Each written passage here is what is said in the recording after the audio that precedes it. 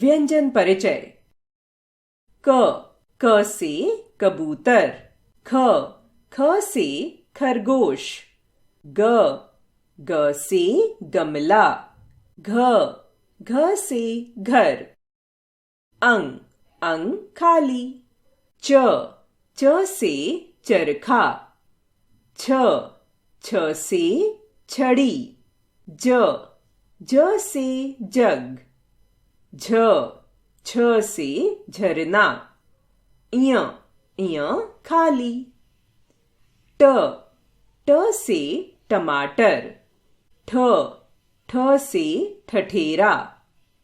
ड से डमरू। ढ से ढक्कन। अण खाली। त से तरबूज। थ से थन। द से दवात।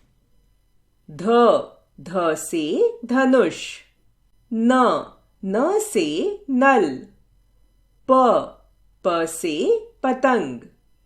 फ से फल। ब से बस। भ से भगत। म से मटर। य से यज्ञ।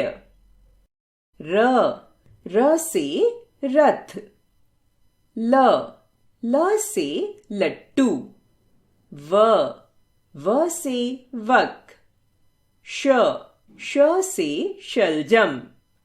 श से षटकोण। स से सपेरा। ह से हल।